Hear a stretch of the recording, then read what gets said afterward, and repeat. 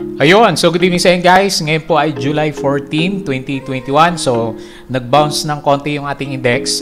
Nag-gain po tayo 0.59%.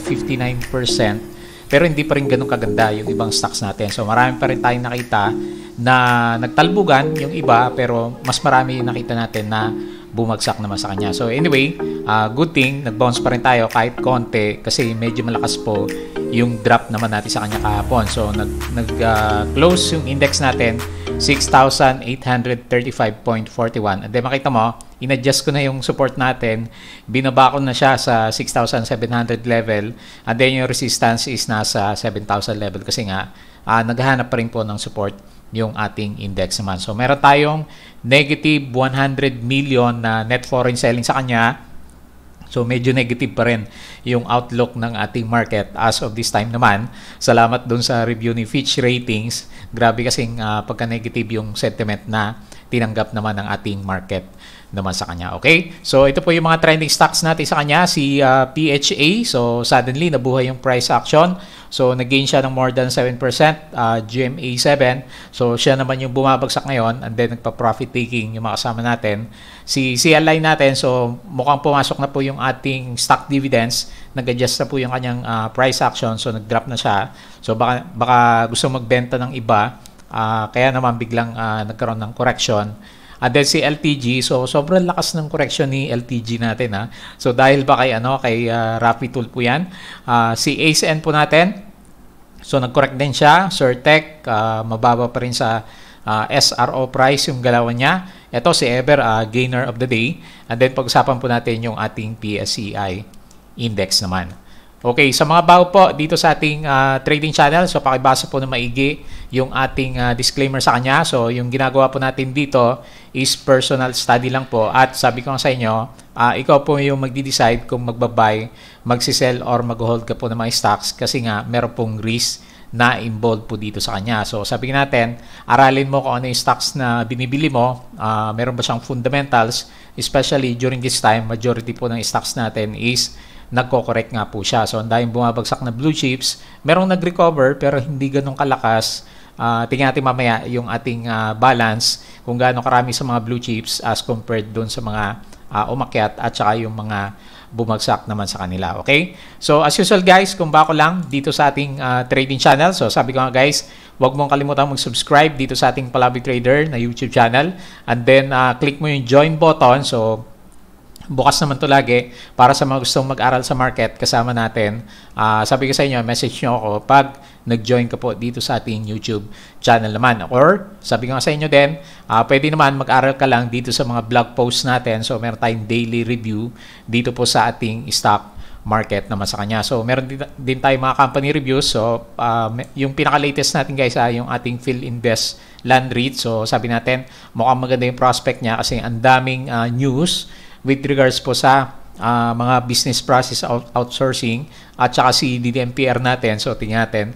Marami din news with regards po sa mga good news sa mga POGOs naman natin. So, tingnan mo din yung mga sample trades, yung ating technical indicators, or yung ating risk management naman sa kanya. So, kailangan natin to during this time kasi wala masyadong sentiment. Karamihan po ng ating mga stocks naman. And then, follow mo ko guys dito sa ating crypto channel. So, sabi nga sa inyo, ina-analyze pa rin naman natin yung mga cryptocurrency, kaya nga lang hindi ko muna binablog sa ngayon. So nakita nyo naman, hindi naman masyadong gumagalaw yung ating cryptocurrency as of this time naman. So mag-aral lang tayo during this time, and then later on, pag maganda na ulit yung sentiment sa kanya, then saka natin umpisahan yung vlog naman natin sa kanya. And then sabi ko sa inyo guys, para updated ka lagi, follow mo ako dito sa aking Facebook account. So yung mga sentiment natin at yung mga vlog po natin nakapost dito, ganun din po sa ating Facebook page naman sa kanya. So sa mga news, so dito sa Twitter account natin, follow mo din ako guys para sa mga news na related sa ating mga stocks.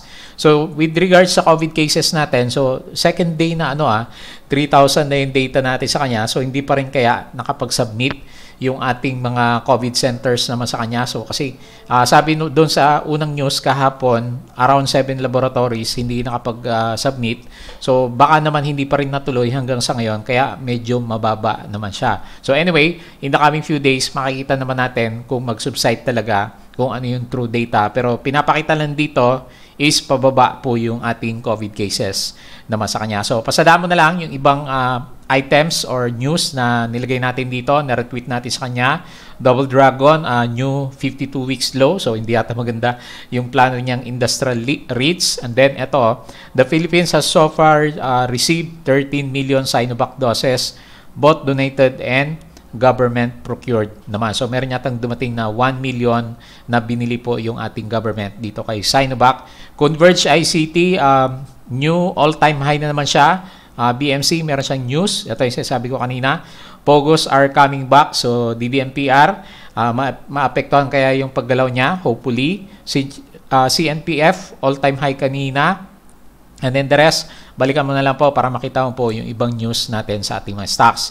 And then sabi ko sa inyo guys, hanggang bukas, open pa rin po yung ating Patreon doon sa mga kasama natin na gusto mag-trade kasama natin, or kung gusto mo ng guide dito sa ating market, kung hindi mo masyadong kabisado kung ano yung gagawin mo during this time, so pwede po kitang i-guide naman. So based lang naman to sa experience natin dito sa ating market.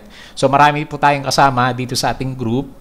So, minsan, lectures yung gusto ng iba kasama ng ating community, or yung iba naman, gusto lang is meron siyang trading community naman. So, check mo po to guys ha. So, baka makatulong ako sa inyo. So, tingin tayo dito sa ating 2Trade Asia na broker. So, refresh ko lang. So, parang pinitik yung index natin ng closing ha. So, makita mo matamlay yung galaw natin for the whole day, and then suddenly, biglang umakyat yung ating index. So, parang pinump lang siya during the closing naman. So, ano kaya to? Negative kaya ang pangitain to, or maganda kasi nagbalikan yung ibang traders naman natin sa kanya. Si property, hindi masyadong umakyat, pero si mining and then the rest, nakabawi po yung galawan naman nila. So, si property lang at saka si service sector yung namula dito sa kanya. So, si property natin, negative 0.49% naman. So, makita mo dito guys, ito yung sinasabi ko, medyo balance siya. Kaya medyo nag-close tayo ng positive. So, si Emperador, GGS, SM yung bumuhat sa atin. Pero, ito naman si LTG, RLC, saka si Bloom. Sila naman yung nagpabagsak ng ating market, or rather, yung medyo malakas po yung bintahan naman sa kanila. So, yung ating foreign buying, medyo active sila ngayon. So, meron siyang 41%. And then, yung ating local is 59%. So, mababa yung turnover value, nasa 4.08 billion. And then, meron tayo, ito yung sinasabi ko kanina, meron tayong negative 170 million na net foreign selling. So, hindi naman ganun kalaki as compared last time na umabot tayo ng more than 1 billion naman sa kanya. So, maliban dun sa Fitch ratings na sinasabi natin, wala tayong masyadong nakitang negative news dito sa ating market. Hopefully, mag-subside din siya. Ngayon, may bago na naman pinoproblema dun sa US naman. So, mamaya, silipin natin.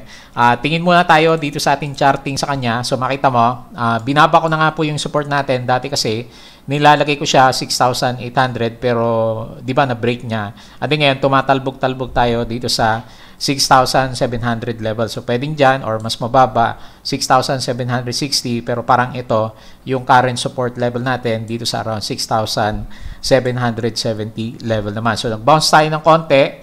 Pero parang ano na yung market natin, di ba? So, papunta na kasi sa ghost month. So, ang best option na lang natin mangyari is, sabi ko nga kahapon, magkaroon tayo ng sideways movement dito sa ating market. Kasi nga medyo mahina yung ating investment, yung mga investment sentiment sa kanya naman. So, pababa yung ating indicators. So, sabay na. So, most likely, yan talaga pupuntahan natin. Pabagsak yung MACD, pabagsak yung RSI, and then below RSI 40, so or 50 rather. So, sana umakyat siya bukas. Tingnan po natin kung babalik po yung sentiment ng ating market. Pero sabi nga sa inyo guys, gumaganda yung pati si Miss April Tan, di ba? So, very optimistic siya doon sa kanyang article na yung dumadami kasi yung nabubukunahan sa Pilipinas. So, para sa recovery daw ng ating economy naman sa kanya. So, tingnan natin yung ating COVID cases. So, yung data natin sa kanya, medyo hindi ata updated to itong nakikita ko sa kanya. So, anyway, July 13 pala, ayan, updated pala siya. 3,599. So, sabi natin, yung ibang laboratories hindi naman nakapag-update. So, tingnan po natin for the next few days naman sa kanya. So, tingin tayo dito sa global indices. Makita mo, medyo mapula dito sa ating market kanina. Nagbago na pala siya. Nasa green na pala itong si US indices. Ayan, so nag-green na pala siya. So kanina kasi nasa pula, so mukhang mag-green yata dito sa US market. So kahapon, namula sila, so sinundan natin, di ba? And then dito sa Europe is siguro babawi na rin niya mamaya, pero ngayon is medyo negative sila. And then dito sa Asia, ayan, so medyo mapula po dito sa bandang Asia naman. So medyo profit taking yung ating global market, pero wala masyadong yung sobrang laki ng binagsak naman sa kanila. So ito yung sinasabi sa iyo kanina, inflation pa rin yung pinag-uusapan ngayon dito sa ating US market. Tingnan natin mamaya, so hopefully green sila para bukas may continuation po yung bounce na nakita naman natin sa ating market. So maliban doon, maliban sa negative Fitch rating sa atin, yung ating from stable outlook to negative outlook, wala na pong ibang masyado na pwedeng maka-apekto po ng ating market as of this time na nagre-review naman tayo sa kanya. Okay? So tingin tayo ng konti dito sa ating cryptocurrency pala. So tingnan natin mapula pala dito sa cryptocurrency. Makita mo lahat, kung kita mo yung chart natin dito sa bandang kanan, hopefully hindi siya na-edit sa video natin. Makita mo, sobrang pula ngayon dito sa ating cryptocurrency. Ayan. So sabi nga sa inyo guys, pag tinitignan mo yung yung overall na galaw ni Bitcoin, sabi nga sa inyo kahapon, parang head and shoulders yung nakita ko sa kanya. And hopefully mali tayo doon. Pero anyway, sideways siya, nasa 36,000 yung ating cryptocurrency value naman sa kanya. So marami pa rin kasing may pa isa-isang article pa rin ako nababasa na yung cryptocurrency natin.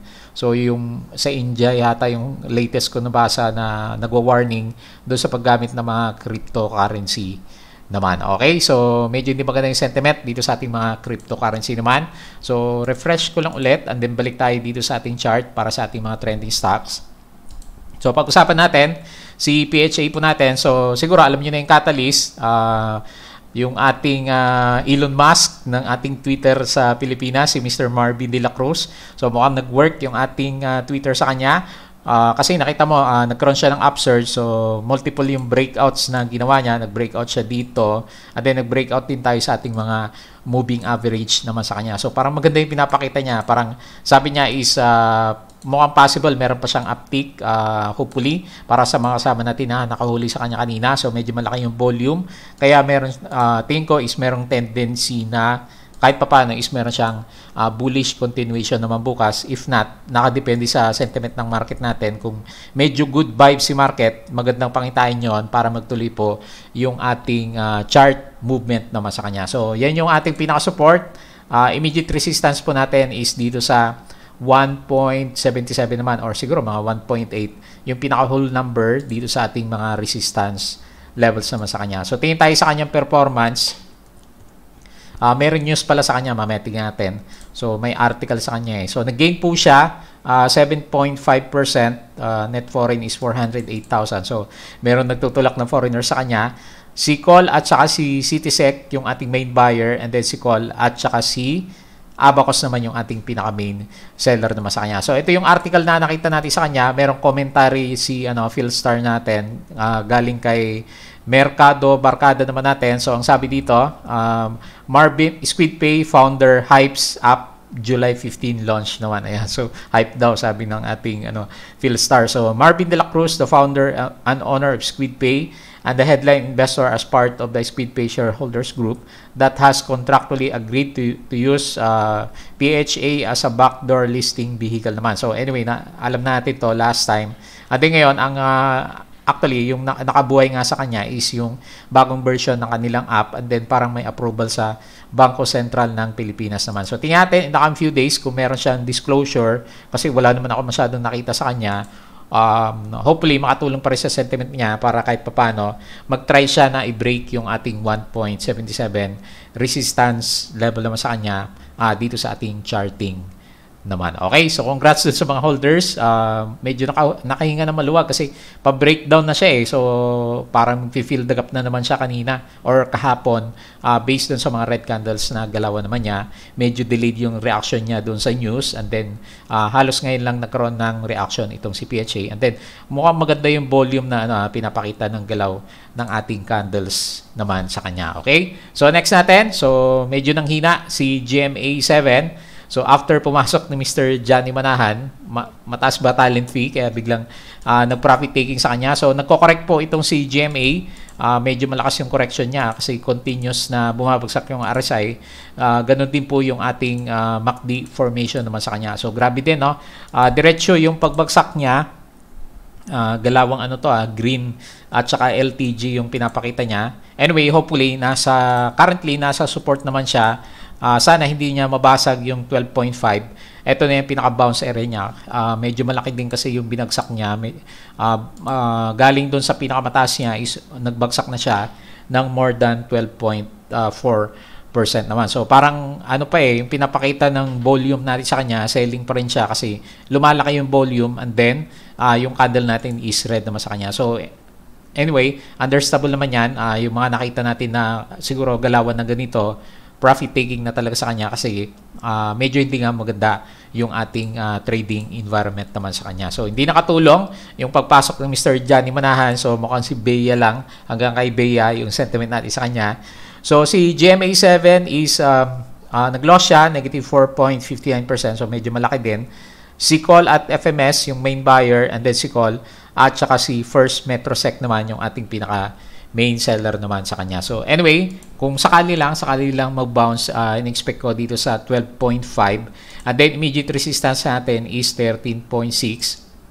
Kasi ito yung na-break natin last time. Ang ganda sana ng galaw niya kasi halos nagbabounce sa MA20. Pero yun nga, hindi maganda yung sentiment ng ating market as of this time naman. Okay po, so yun po yung nakita natin. Next, si LTG. So alam mo na yung pinag-uusapan sa kanya. Sa ngayon, hindi ko naman sure kung related dun sa news na yun kasi ang nirereklamo naman doon yung anak ni Mr. Lucio Tan, di ba? So dun sa hotdog na iserve yata na hindi maganda. Anyway, pwede nyo mapanood kay Rafi Tulfo yung yung pinaka-video natin sa kanya. So tingin ko hindi naman yun yung reason partly siguro negative sentiment kasi negative publicity doon sa mga may-ari ng company kapag may hindi magandang ginagawa yung ating mga executive sa kanya. So pero pag tinignan mo yung history guys nitong si LTG, simula pa dito sa area na to kung saan nagbe-breakdown na po yung mga price action niya until magkaroon na nga siya ng landslide for the past few days. Mapapansin nyo guys, isang buwan ng net foreign selling po itong si LTG natin. Simula nang magkaroon siya ng breakdown dito sa level na to, so around June. Pwede nyong balikan yung mga dates doon sa ating net foreign selling sa kanya. Everyday negative po si LTG sa mga foreign investors naman natin. Pero makita mo naman, parang unusual din kasi yung RSI natin is 15, samantalang yung fundamentals naman ni LTG, wala naman tayo nakitang negative sa kanya. Actually, yung first quarter earning niya, nag-gain naman siya ng 6.98% kung hindi ako nagkakamali. At yun nga, maganda yung fundamental naman niya. So anyway, possibly nga, so siguro yung last 2 days kasi may negative news na na-anticipate yung ating market doon sa balita na yon sa kanya. So pwede or tumulong na mag-push down ng price action naman. So ayaw kasi ng mga investors pag may mga negative sentiment dito sa ating mga stocks naman. So immediately, meron na tayong malakas na resistance, 11.9 or 12 pesos. Hopefully mag-rebound siya in the coming few days. So parang capitulation na rin kasi. Ang laki ng volume, lalaki ng mga candles natin. Ilan ba yung loss nitong si LTG natin? Nag-loss po siya. Negative 3.85%, very unusual nga. Sabi natin sa mga stocks natin na ganito kalalakas naman yung fundamentals. Net foreign tayo, negative 76 million. So, laki, no? Si PEP at saka si Abacus, yung ating pinaka main buyer sa kanya. And then si UBS at saka si Wealth Securities, yung ating pinaka main seller naman sa kanya. So, sa ngayon, hindi pa natin alam yung bottom guys pero immediately, ang pinaka-support natin, tingnan natin dito sa bandang kaliwa natin, meron tayong pwedeng iguhit na support Ang support po niya is malapit dito sa wick ng kanyang candle, dito sa around 10.6. So hopefully hanggang dyan lang yung galaw niya, mag-bounce na po itong si LTG. Ewan ko si Green kung nakabawi na siya. Hindi yata kasama dito sa review natin. Tingnan natin kasi binuhos din itong si Green. Wala din ako nakitang negative news. Baka meron, hindi ko lang alam. Pero tingnan mo, medyo nag-subside na din naman yung selling niya. Hopefully, ito na yung capitulation po ng price action nitong si LTG naman natin. So panoorin niyo na lang po sa balita yung yung ating negative sentiment doon sa kanyang sa anak daw ni Mr. Lucio Tan naman natin. Okay? So, yun po yung nakita natin sa kanya. ACE-N. Net foreign selling yata itong si ACE-N natin. Unahin ko muna yung yung performance ng stock natin sa kanya. Negative 0.45% and then meron tayong net foreign selling. Ito nga, negative 8.5 million. So, si UBS at saka si Gol, yung ating pinaka-main buyer. And then, si CLSA at saka si Citysec naman yung ating pinaka-main seller naman sa kanya. So, anyway, correction din. Sumasabay sa sentiment ng ating market. Pero sabi ko nga sa inyo guys, nasa trend naman si ACE-N. Tingnan natin hanggat hindi naman nabibreak yung mga moving average natin, ang tingin naman natin is nasa strong trend pa rin itong si ACE-N naman natin. Ayan. So hopefully hindi natin makita na sobrang bumagsak yung RSI for the coming few days naman. So 9 pesos pa rin po yung ating pinaka main resistance sa kanya. Psychological level kasi yan, 9 pesos. Pag nawasag niya is dito na ako titingin sa kanya, nasa 10 pesos naman. Yun ay kung mabasag niya yung current location naman natin sa kanya. Okay? So yun po yung nakita natin. Next natin si Tech. So, meron siyang disclosure pero marami nagtataka dun sa hindi ko na ipapakita guys yung disclosure ni Sir Tech natin na na-close ko kanina kasi parang hindi naman talaga siya related sa company niya. So, anyway, nag-loss siya, negative 2%. Net foreign is 118,000. Si Call at saka si Video yung main buyer and then si Abacus at saka si Alacor ang pinaka-main seller natin sa kanya. So, not so good din yung pinapakita ng price action. Below pa rin siya ng ating SRO price na 5.5. So, naging resistance na ngayon. Yung 5.5, hopefully, hindi na siya masyadong bumagsak kasi ang next support, medyo malalim ng konti dito sa area na to at around siguro mga 5.3 yung current na support level nitong si Sir Tech. So, downward pa rin ang pinapakita lahat ng indicators natin, yung ating RSI pabagsak. Ganun din po yung ating MACD formation. So, tungkol yata sa ano ba yun? Vegetable farming ba yung disclosure ni Tech natin? So, ito na lang, tingnan natin na disclosure niya. So, Sir Tech unit supply deal with 2 telcos is extended pero ng isang araw to, July 13 naman. So, meron siyang good deal. A unit of technology company Certec Holdings has extended a master supply agreement with 2 telecommunication companies in North America. At si Quintel yata to yung kanyang kasama naman sa kanyang business partner ng mga nakaraan naman. So yun yung mga nagpa-spike ng galaw niya last time. Pero ngayon mukhang hindi nakakatulong. So tingnan natin. Pero mahina guys sa mga technical traders, so hindi maganda yung ginagalaw po nitong si Sir Tech naman natin. So malapit na, di ba? July 16 pala yung deadline ng offer period. Hopefully by that time isumakyat naman siya kasi kung hindi sa August magkakaroon na listing ng mga new shares. So makakadagdag sa pressure po ng price action naman natin sa kanya. Okay? And then, lastly, si Ever. So, parang ang bilis natin ngayon. So, wala akong masyado nakita kasi mga news, guys. Mamaya, si CLI, nakalimutan ko i-discuss si CLI natin. Tingnan natin So, meron akong listahan. So, anyway, unahin muna natin si Ever kasi medyo maganda yung bounce. So, nag-bounce siya. Malapit dito sa support. So, may support siya. 0.43. So, meron pa rin siyang, guys, malakas yung galaw niya. Tingnan natin bukas, hopefully mabasag niya yung descending triangle para technical wise. Dito tayo titingin na resistance, 0.57 naman sa kanya or dito sa MA20 at 0.52 level. So maganda yung galaw niya, pinasok siya ng mga traders. Siguro naubos na yung mga sellers natin sa kanya. Kaya medyo malakas itulak yung price action. So hindi pa rin naman maganda yung MACD.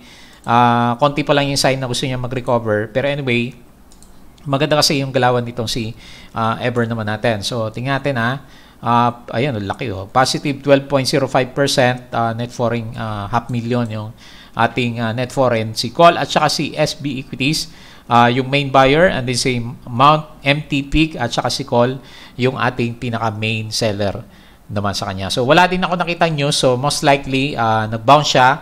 Medyo ubos na po yung sellers natin. Wala masyadong volume yung sellers, kaya madaling itulak yung kanyang price action naman. And then, parang hindi ko na-discuss si CLI natin. So, balik tayo kay CLI. Ayan, so nakalimutan ko. So, nagkaroon na po ng yung drop na yan, epekto na po kasi yan ng ina-anticipate nila July 15 dapat yung payment date, pero parang meron na nag-adjust na yung yung mga portfolio na makasama natin. So, ang bababa ng mga average na nakita natin sa kanila. So, anyway, at least kahit papano, hindi siya gaano kalaki ba yung yung drop na to? Laki din ang drop niya eh. Ayun 4.36% until 8%. So, pero nag-bounce naman siya. So, anyway, congrats dun sa mga may hawak sa kanya. Kahit papaano, mataas ng konti, no? Kasi dito yata yung pinaka IPO natin sa kanya, or rather nung ating stock dividend sa kanya. So, nagkaroon siya ng gap up. Ito yung area na bago siya magkaroon. So, hopefully, may gain yung mga kasama natin na konti kahit papano kasi nag-bounce naman siya dito sa around 3 pesos naman natin. Pero laki din ng kung medyo hindi ka mabilis nag-cut sa kanya, laki din 12% din yung possible na nawala naman sa'yo. So, in-anticipate na kasi guys, papasok kasi yung malaking shares, 123%, diba? So, ang normal na reaction ng mga traders, magbenta kasi meron na silang shares na pwedeng ibenta naman. So, nakita mo, medyo malaki po yung volume natin as of this time naman sa kanya. So, anyway, tingnan natin for the coming few days. Meron siyang gap. Hopefully, i-fill niya yan para naman medyo umakyat pa yung price action po nitong si Cebu Landmasters naman natin. So, tingnan natin yung kanyang performance. Meron siyang loss, negative 4.99%.